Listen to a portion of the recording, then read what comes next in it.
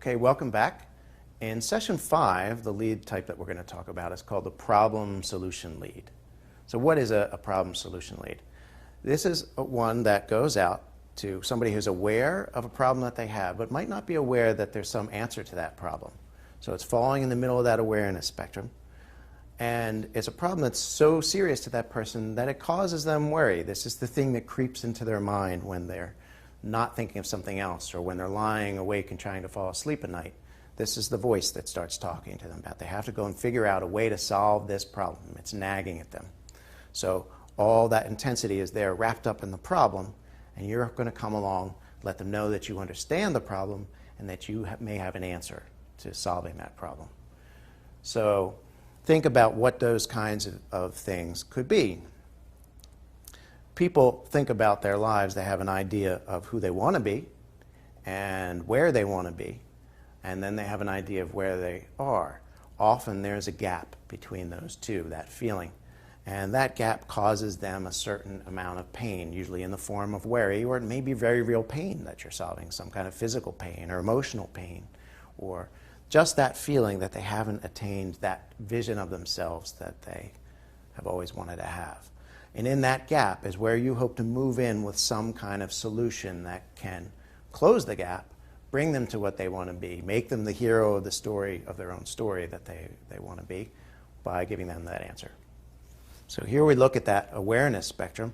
In the awareness spectrum, now we're starting to move more toward this indirect idea. So this is where you might have to spend a little time nuancing the idea, agitating the problem, letting them know that you understand who they are and what they're trying to address and what it feels like to have that problem before you start introducing the product. So you're taking a little bit of time now, you're pushing that offer and the product name and the things a little bit further down into the lead.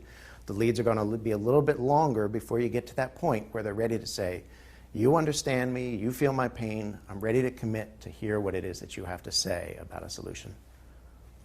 So what you want to do, again, we were talking earlier about how you're going to target some kind of emotion, some kind of very strong emotion that they have. Remember, from the power of one, we referred to that. Identifying this thing that keeps them up at night, or this thing that is the most serious problem on the front of their minds, is important, because if you're addressing those lesser problems, it gets drowned out by the noise that's in their head. So there's another problem that's bigger. You have to figure out what that problem is, the biggest problem that they have that you want to address first. That may even be different shades of the same problem. So if somebody has, say in this case, we're writing to somebody who has arthritis, is getting older, or has a feeling that's related to getting older that they want to address. And the treatment might be targeting one aspect of what it means to have arthritis, or another aspect of what it means to have arthritis, whether it's, say, like the swollen knuckles, or maybe it's the pain in the morning, or maybe it's the inability to open a jar. They're all related, but what's the one that causes the most trouble to this person? This one here says, if you're concerned that unhealthy joints and bones will force you to live life from the sidelines, it's time to stop worrying. There's the problem stated. And start living again. Now we're hinting that there may be a solution. Breakthrough nutritional discovery helps you retain the mobile, active lifestyle you deserve safely, naturally, and without adverse side effects. So then when you get into here, it's going to start talking about the problem that it is to have arthritis, to have this joint pain, and let people understand. It's kind of like Bill Clinton from the 90s, I feel your pain. So here he is saying, I feel your pain. I get it, what it's like to have arthritis like that. And then to hint at the fact that you may have an answer. You may have a way to fix that. Okay. Once you stir those core emotions, that gives you an opportunity. That gives them the feeling of some kind of sympathy, that you may be somebody who really could give them a solution because you understand what it is to have the problem. Sometimes this is like a problem that they may not be comfortable expressing in public, or they may not have actually put words to themselves so that they don't understand quite what it is. Or it's a fear that they have that they're a little bit embarrassed about, have some insecurity about. Here was a famous old ad, do you make these mistakes in English? And it was directed at people who were afraid that they did not look smart in the business setting and around their friends because they didn't quite know how to talk right and how to write correctly. So you go through, and that builds up that feeling of what it's like to be to feel like you just said the wrong thing, that you blurted something out, and whatever intelligent idea you had was clouded by your inability to master the vocabulary that you want to use to sound intelligent. So it identified, it targeted that emotion first. You noticed in that last example that we just looked at, where the big headline was, do you make these mistakes in English? And it was only and started moving into the lead that it actually implied that there might be an answer for somebody who makes mistakes like that in English. You also notice in this sample here, it also starts out with from a very negative place. Do your hands and feet feel like blocks of ice? It's setting up before it gets to that promise from a very negative space. And you look at this image here, you see this hand, it's a very eerie hand with the icicles coming off of it. It's like something you might see on a horror movie poster. It's okay in this kind of problem solution lead to start in a negative space because that's where the person is that you are writing to. They are also so caught up in the problem that they have that they're not ready to hear anything else until they're sure that you understand that's the problem they have. You can think about that, again, going back to this idea of relationships that you have with people, say at a cocktail party or something like that, or in your personal relationships. Often what somebody wants to hear, say, for people who are married out there, they know that this is the way that sometimes this happens in conversation between couples. Somebody doesn't necessarily want to hear your solutions to what their problems are until they feel like you are listening enough to understand what their problem is. So here we are. This is another person showing, I understand what the problem is. You have to do that first to set them up, to give them a solution. Something important to do, though, when you do this, when you do what we call agitating the problem, you need to do it just enough, not too little that you don't agitate it, but not so much that the person's like, okay, I get it, you understand my pain, because you can go on too long. This is a very common mistake, especially for new writers, where they'll go on and they'll agitate the problem in a very dramatic way. And they'll keep doing it, and they'll keep talking about how awful it is. Say with the arthritis, somebody's getting out of bed, they'll talk about how they can't open the jar, how it hurts when they put their foot on the floor, how they can't pull open the cabinet in the bathroom, and how their knuckles are always swollen, or something like that. And it'll keep going on and on and on. They don't necessarily want to hear that. They just need enough to let them know that you understand what their pain is. So here's an example on this one. This is for somebody who has for lost pets. Hope at last, right now, hundreds in your community can help you find your missing dog or cat or other pet. And parts of this will go on to talk about what it's like to have lost your pet, but it doesn't need to linger on that for a long time. Okay, we understand what it feels like to lose your pet. We don't need to have a whole drama about how the pet got lost or where it is or all the dangers for lost pets. Just enough to let people know, I've had the same problem you had, or I've seen it, now I have an answer. This is a bit of a long text, but I want to read this. This is from another copywriter, Clayton Makepeace, a master copywriter, and he did a very good description of what it is to identify those problems. So let me just read this out to you. He calls it the emotional relief belief. So here's a strong emotion that somebody has, and you're going to let them know they have that, what that emotion is, you understand it, and then you're going to offer them relief. That emotional relief belief erases your prospect's fears and frustrations. It eases his feelings of guilt, shame, self-doubt, and feelings of inadequacy. It soothes nerves and ends shyness and embarrassment. It prevents future humiliation. It delivers blessed relief from loneliness, sadness, or depression. It protects them from the future feelings of regret. And I think that's very interesting about what Clayton says here is very compelling. But you notice that isn't just about solving the basic problem, the mechanics of a problem. It's also addressing these underlying feelings of a problem. Because when people have those problems that they need to solve, you need to understand that they're multi-layered. They don't just have a problem with arthritis or a problem with the cold hands or something like that.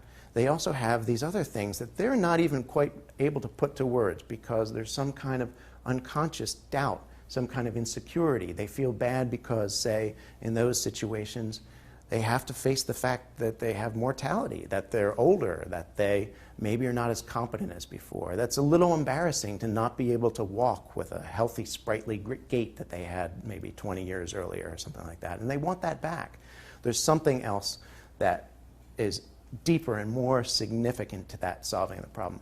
So it also helps to think, like when you're solving a problem for somebody, what else is attached to that problem? So this is like where we looked before at those benefits that you're promising to, say, somebody in a diet product, you're promising them to be slim and attractive to other people. that extra layer to that positive thing. This is looking the other way. What's the extra layer to that negative thing? Why do they really feel so worried about this thing that's insecurity? Say it's an investment situation. They're worried about the market. It's not just that they're doing the math in their head of what happens if the market crashes or a stock crashes or they buy the wrong one, because they are certainly doing that.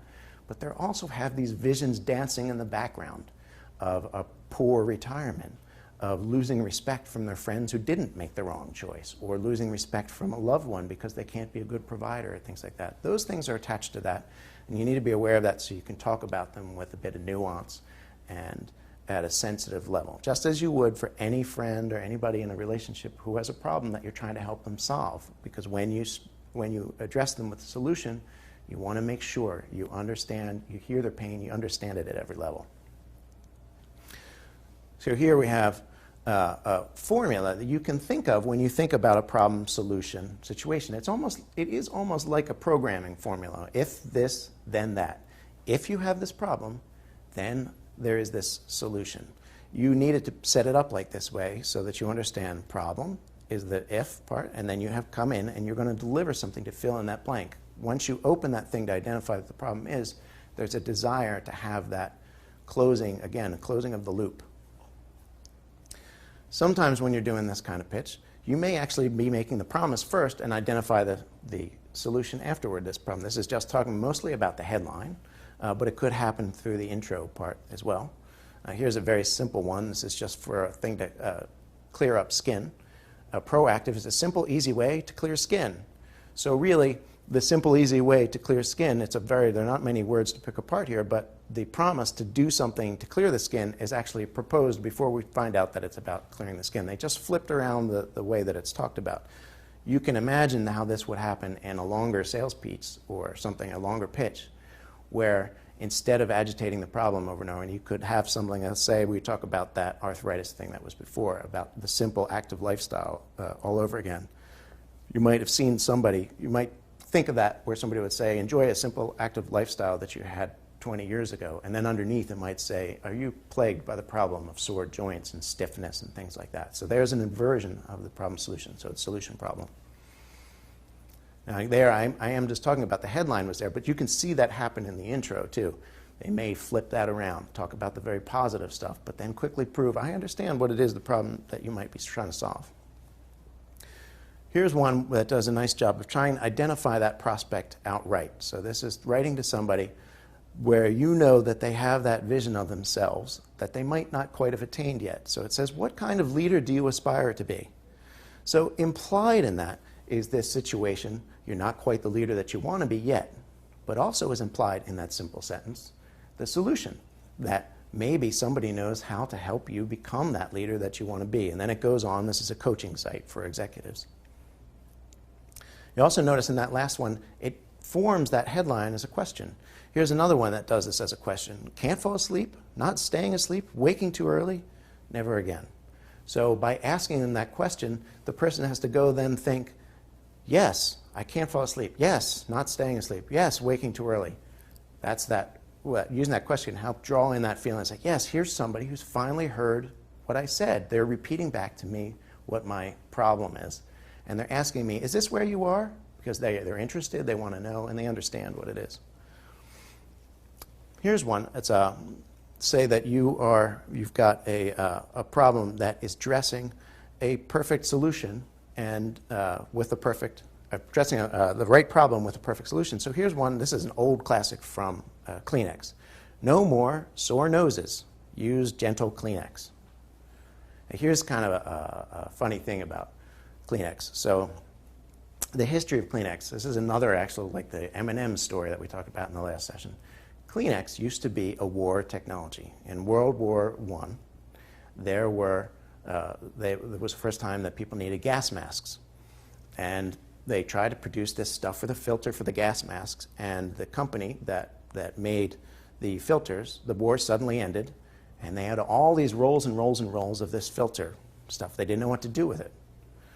And at that time, every gentleman went around with a handkerchief that he kept in his pocket and blow his nose in the handkerchief. Women would before they go to bed, they put cold cream on their faces to take off all the makeup, and then they'd have to wipe off the cold cream. So somebody decided, some executive decided that maybe this rag that was used for taking off the cold cream, all kind of used up and dirty and require a lot of washing. So he knew about this stuff that was in the warehouse, and he said, why don't we cut pieces of this and just use it as like a disposable thing to clean off this cold cream? So for decades, women would use this product to clean off cold cream. And then one day, one guy is in the office, and he goes to blow his nose, and instead of using a handkerchief, he goes and he uses a piece of tissue paper, the same kind of the Kleenex tissue paper. And the guy says, what are you doing? And he said, oh, I find these things just this way I don't have to wash the handkerchief. And the guy says, oh, that's, my wife thinks that's disgusting. He said, but that's really actually a very creative use of this for blowing your nose. And actually, to do this, I use a fresh one every time. I don't get a sore nose and all this other stuff. So they started marketing Kleenex this way. So what they did was they had a product. They found out that there was another problem that they could solve using the product, and this was a great solution. All of a sudden, the Kleenex brand things, which were selling pretty well, were now selling phenomenally well because they had identified a different problem that they could target with a new and innovative solution. So, what do you want to do as an exercise to try and figure out how to write a problem solution lead if that's the kind of thing that you need to do? So if you are writing to a prospect that you think has a great concern that you're trying to solve, what would that be? So now sit down and picture what would your prospect look like?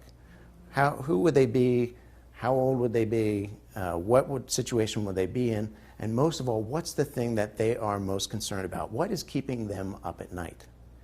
And make a list. Make a list of all those things that they might worry about, and then try and identify what problem there is the one that is, you think, the most serious or that you could solve with the most innovative solution, the one that is attached to a lot of different emotions. Jot those down and try and expand. Look down between the layers. What else could be attached to that one problem that you've identified? What kinds of deeper feelings, things that prospect might not be completely aware of? And picture them in that scenario, what it feels like to be in that scenario. And then try and figure out how the product that you would be selling could solve that problem. Or if you don't have a specific product in mind yet while you're working on this, think of how another product could solve that problem, a realistic product that could do it in a unique way that the competition doesn't offer. What would that look like?